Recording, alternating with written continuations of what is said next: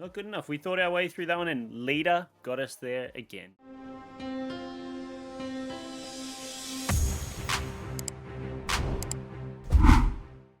Hey, Milky here, back again with another one. Today we're looking at a Baero deck, and this deck has really risen to prominence in the last kind of few months. It's been something that's kind of taken over the ladder in a lot of decks in a lot of ways, because of the strength of the combination of cards between Death, Wave, and Aero. Now, Baero decks are a bit of a mix on the classic Death Wave deck, which has always been a very strong deck in the game, but the addition of a few different cards actually takes this deck to the next level. Now, this deck, I believe the concept of the deck was originally introduced by KM Best, which is, he's well known as the best player or the highest ranked player, at least of late, in MarvelSNAP. He's someone that does a lot of theory crafting around these kind of decks, and he gets very, very high rank on the ladder. So he's definitely someone to check out if you're looking for, very high level gameplay. But this deck has come out as being one of the strongest decks. It's been around for a little bit, and it's something that I've jumped back into to help me climb this season. So with so many Silver Surfer decks and other kind of randomness on the ladder at the moment, I've been actually struggling a little bit to find something that's consistent for me in helping me climb. We climbed actually really quite fast all the way to level 93 with a bit of a different deck this season. We were using very much like a Silver Surfer on reveal deck, which we found a lot of success with. And then we kind of hit a wall, and I couldn't crack the code. I couldn't really understand why I wasn't able to progress anymore. I was kept progressively losing games. I was trying all sorts of decks, couldn't find anything consistent, and then I landed back on this Baero deck, which has been something that's just getting me back on track a bit. Now, we're still back down in the 80s at the moment, and we're working our way through, but it's a deck that I've found I can get some consistent wins with. I can beat pretty much any deck that's out there at the moment, as depending on how well they draw and how well you draw. But for the most part, it's got really good counters as a deck. It's got really strong play lines. It's got simple combos that it does. And even if you don't draw perfectly, you can still win games. So that's a combination of things that I think are really important in a consistent deck, which is going to help you climb. So let's go ahead and to jump into this Baero deck that we have here. It's not the original version of a deck, but I've been able to tweak it, and I've been able to play around with some of the cards to suit my play style and my play lines a little bit more. So let's jump in and take a look at what I've got. All right, so this is it. This is our Baero deck, or at least a version that we've adapted. Now, during the course of this video, I built this deck originally for myself just from the original Baero version and kind of teched in cards and changed it to something that might suit me. But I've actually taken a look online, and this deck actually already exists. It's on Snap Fan already, and I'll link this exact deck in the comments. But it was put together by someone called bicin, and he's got this exact deck up there. I thought it was something that I'd done for myself, but it's already up there online, so definitely check out this deck. But it's the deck that we've kind of put together, and something that we've found to be the most successful combination of cards for us. A few cards and combos to call out in the deck. We've got obviously this Destroy package, which works really, really well to enable Death as best as possible and to get her out as cheaply as possible. We've got cards like Squirrel Girl, Nova, and Yondu. They all come in at a 1-drop.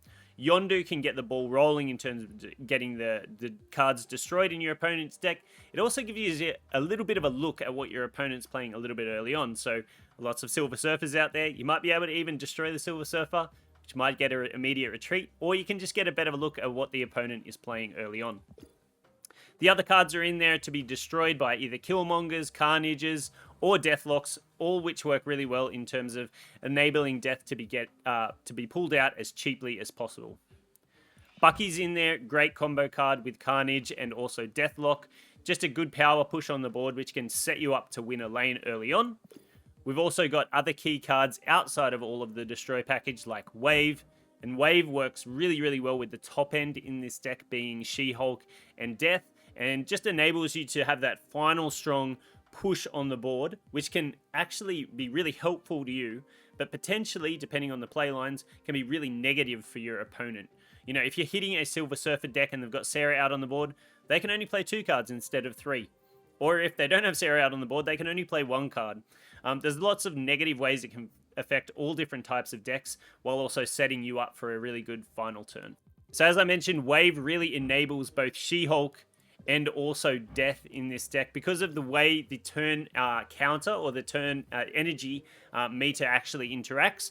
Often, if you're playing Wave Out on the board and you've got a little bit of cards destroyed already, you can get Death out for 0, which is fantastic. But you can also get She-Hulk out for cheap. For example, if you've skipped 2 energy on the turn before and you've played Wave potentially on turn 5 by doing that, you can get a really cheap She-Hulk out on the board, which can be comboed with Death and other cards at a really, really big final turn to push out on the board. So she and Death, both She-Hulk and Death, work really, really well in that kind of sense. She's also just flexible, big power push onto the board on the final turn of the game. She's obviously not going to be, often not going to be targeted by like Shang-Chi's and things like that. So she does really, really well in that sense. Obviously, we have a card which the deck is named around, and it's Baero. Baero has just taken off as probably the best card in the game. I think Baero has so much utility and play lines you can do with her in terms of disrupting your opponent, pushing power to unwarranted locations or unwanted locations where they don't want it. You can mess their combos up. There's lots you can do with Baero. Even if she had way less power than this, I still think she'd be very, very strong. But in this current state, that she's just awesome. So she's in that deck for a disrupting combos, and also adding power to your board as well. Leader's just an awesome way to add all the cards that your opponent's going to play onto your side of the board later on in the game. It's kind of very hard to counter because you're doing an on-reveal effect on the final turn of the game.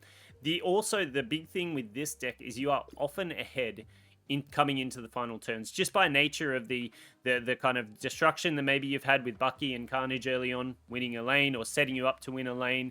Potential other play lines, you often find yourself you're ahead coming into the final turns of the game, which just make leader even stronger. If you're ahead going into the final turns, you've got the board space available. Leader is a very, very hard play to counter and also to play around. The big thing with Leader is making sure that you have board space available to make the most of what your opponent's doing. So think about Leader. Don't think about him playing into a spot where you want to win. Think about playing him into a spot where you're going to make the most out of the cards your opponents are going to play. Because if you fill up a location and they play more cards than you have available at that location, you'll just miss out on some of the later cards they'll play. And that's how some really good players will play around Leader. But for the most part, if you can get Leader out onto a more of an open board, or you've got the space available for them to flood the board and you just add all those to your hand, very, very hard to play around Leader. Alright, so that's it for this version of a Baero deck. There is obviously a classic original version of the deck, but I've gone ahead and tweaked it. And thanks so much for bicin for having this one already up online. It's definitely something that I've used to find a lot of success. So we're going to go ahead and jump into some gameplay now. We're going to check it out. So stay tuned. Let's go. Alright, jumping into this one. Lemuria straight off the bat. We can pretty safely get out our Nova, I think. Alright, what do you want to do here? This is safer. Let's go ahead and do this. Okay. It wouldn't have mattered.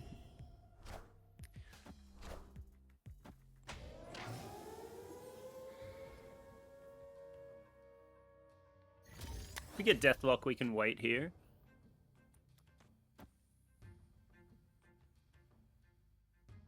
I think let's go ahead and get Carnage out here. Can sort out our Killmonger a bit later on. Ooh. Okay, so Wakanda goes down. That's fine. So here's Bishop. We want to lock down this one. Maybe I think we start splitting here. We go away from the Bishop for a minute. It's kind of nice that we had initiative there. We can get that off early. As if this is a Killmonger. Guess it wouldn't have been. Maybe a Carnage. Very nice, very nice. Love to see that. Okay, so we can pull them here. Pull them here.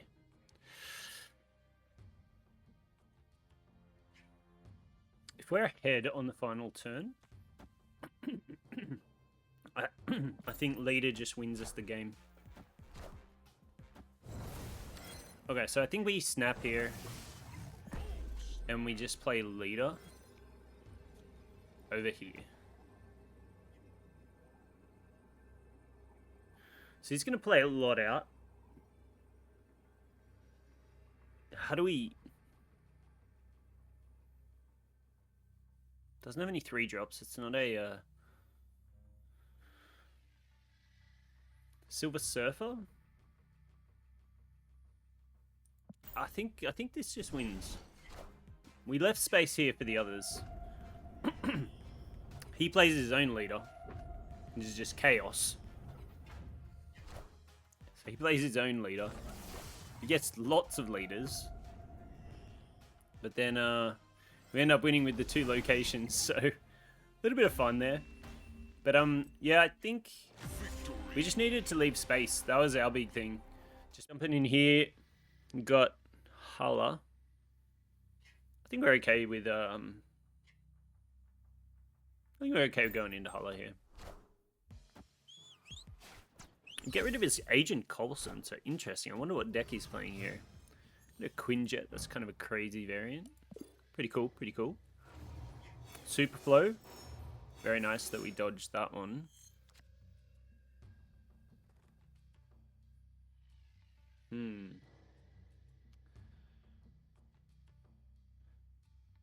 I don't have any other destroy cards, so I think I need to hold. I need to go and hold my Deathlock here, just in case. We can get out Wave or Aero or She-Hulk next turn. Aero could be the play. Interesting play, for sure. Okay, so...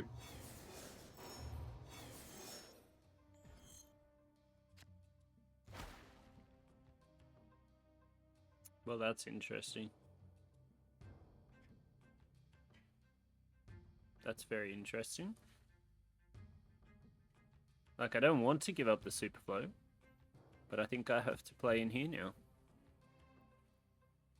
I could potentially do this.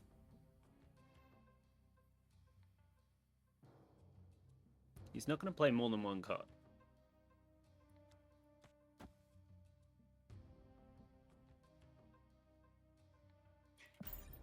Let's do this. Yeah, it felt better. It felt better to do that for sure, rather than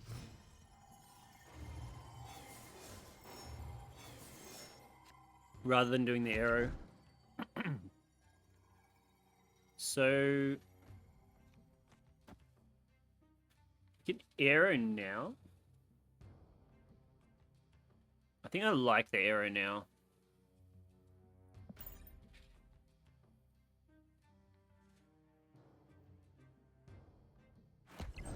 He played there anyways, so that's interesting. I mean, his hand could get a lot bigger for the dino, so we just have to think about that. Something that we've definitely got to think about. So this is a play.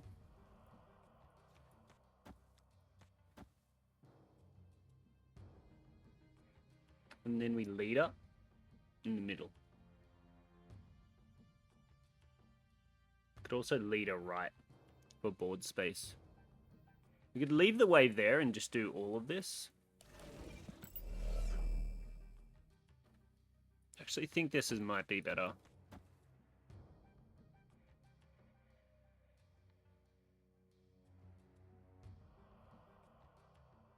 We do lose a bit of board space middle.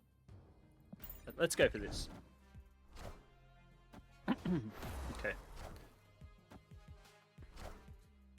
It did feel more right to go middle here. And it turns out that was a good call. That was a very good call.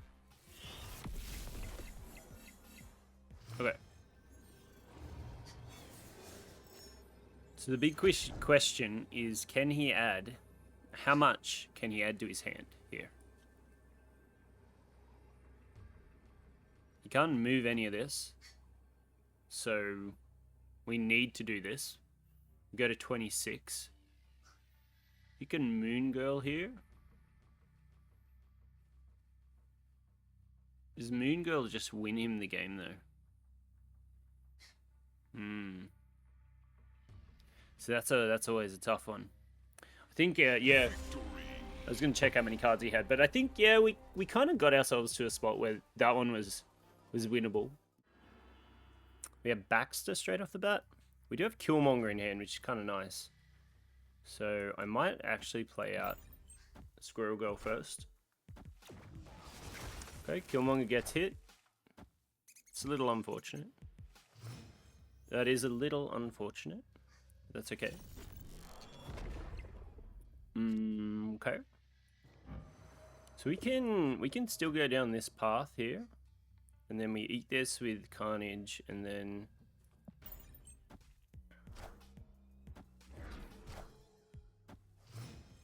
I'm seeing lots of this.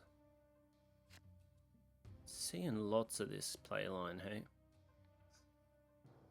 Okay, so I think we are best to take the Carnage now. We'll clean things up with our Killmonger.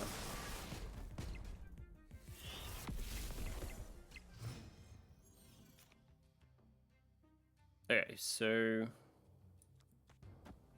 we just go down this route now. Psylocke. Is he ramping into a 6-cost card? Could be. Very well could be.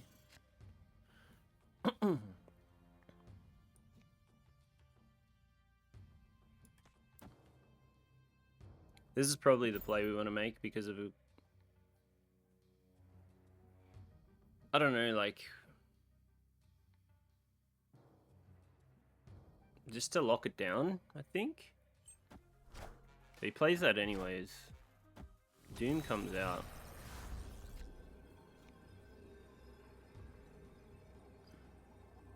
We can death, or we can just...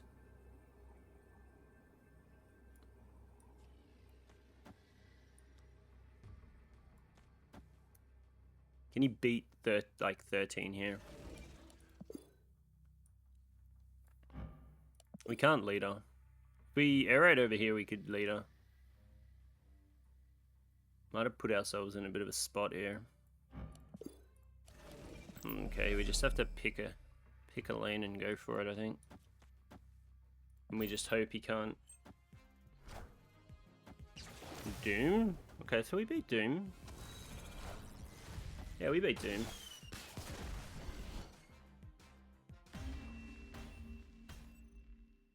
So actually Aero there was the play, but I think if we arrowed like here, we could have made that play line a bit more comfortable. Like either here or here. We could have gone down the route of leadering on the final turn, and our leader was buffed as well, so it'd be like pretty impactful. We got some nice cards. We got Dream Dimension straight off, which is a little bit awkward with Aero for sure. All right, so we can stop him getting value here if we want. I still think I'm gonna go down the route of doing this, and then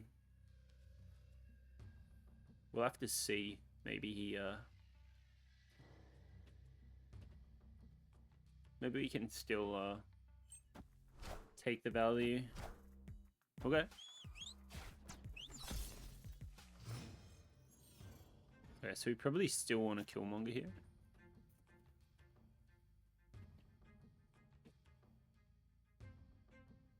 So this is a big one, actually. So this stops his Carnage. It doesn't fully stop ours though, which is pretty nice. I think I'll try and take this, and then I think he Carnages here. Well, he still gets value with an angel. So he gets something. But it does feel half decent trying to... Okay, and then that feels really good.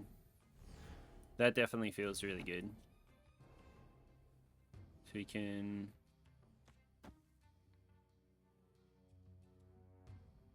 We'll do this. Can we do this?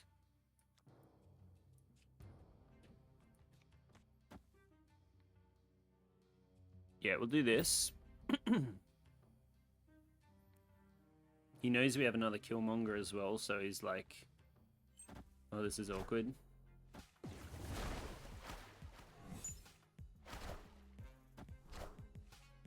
And he played out his... So he could have had another demon, but I guess he just wants to throw them away. Seems interesting. Okay, so... if we leader, what does he do? He could arrow leader? We could do this.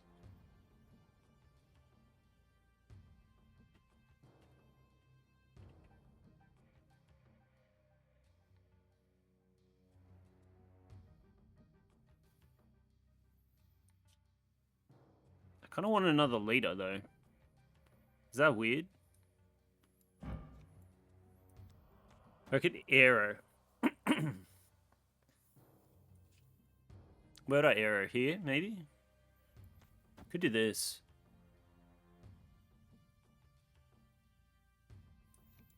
Could leader arrow. Hey. Let's do this. Let's leader and then... okay.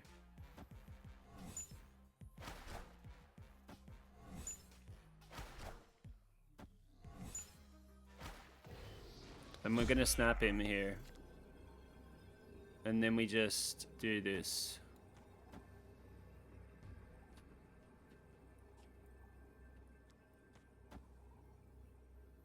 So he gets these two back.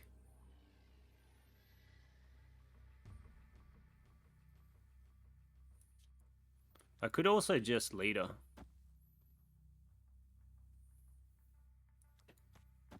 So he's going to move anything that we play here, right? Can he play something worth more than 4? Pull it in.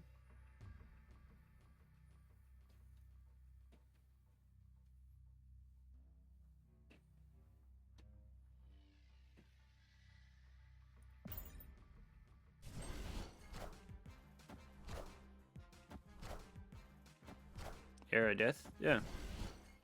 So it's definitely an interesting game, the way it like worked out. Hey, how cool are these two combos though?